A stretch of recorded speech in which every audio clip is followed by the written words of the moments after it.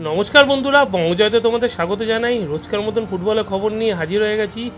দলবদলের কি খবর আছে সব বলবো তোমাদের। তার আগে আমার চ্যানেলকে অবশ্যই বেশি করে লাইক, শেয়ার আর কমেন্ট করো। আর চ্যানেলে যারা নতুন এসেছে অবশ্যই সাবস্ক্রাইব করে বেল বাটনটা অন করে দাও, যাতে ফুটবলের সব নোটিফিকেশন তোমরা পেতে থাকো। প্রথমে আসা যাক টিপি রেনেসের খবরে। টিপি রেনেস জামশেদপুর এফসির দলে কিন্তু রেগুলার গোলরক্ষক। এই গোলরক্ষকটি কিন্তু এবারে মুম্বাই সিটি এফসি দলে সই করে ফেলেছে। আগামী মরশুমে তাকে মুম্বাই সিটি এফসি দলে খেলতে দেখা যাবে। এই দুর্দান্ত একজন গোলরক্ষক, এবং মুম্বাই সিটি এফসি কিন্তু এই গোলরক্ষককে পেয়ে তাদের গোল লাইন কিন্তু যথেষ্ট শক্ত করে নিল।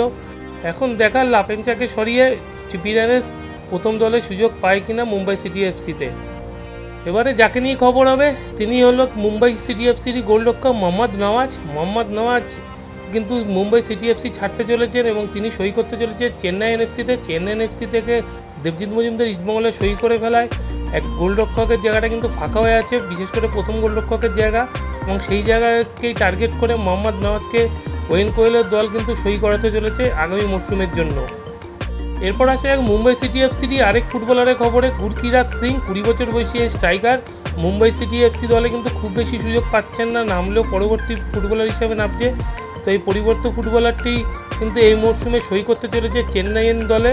চেন্নাইন কিন্তু তাকে নেওয়ার জন্য যথেষ্ট আগ্রহী। ভারতের প্রায় সব বয়সভিত্তিক দলেই খেলেছে। সাফ কাপে তার দুর্দান্ত পারফরমেন্স ছিল। সেই টুর্নামেন্টে অনূর্ধ্ব 20 সাফ কাপে তিনি 8 ম্যাচে 11 গোল করে ভারতকে চ্যাম্পিয়ন করান, কিন্তু সেভাবে মুম্বাই সিটি এফসি দলে সুযোগ পাচ্ছিলেন না। তো সুযোগের জন্যই তিনি ওয়েন কোয়েলের দলে সই করতে চলেছেন।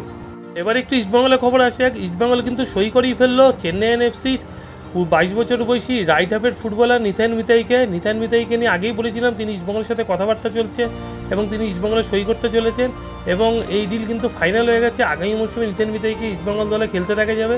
নিথান মিতাই ইস্টবেঙ্গল দলে আসে, ইস্টবেঙ্গলে কিন্তু মিডফিল্ড লাইন আরও বেশি শক্তিশালী হলো, এটা বলা যেতেই পারে।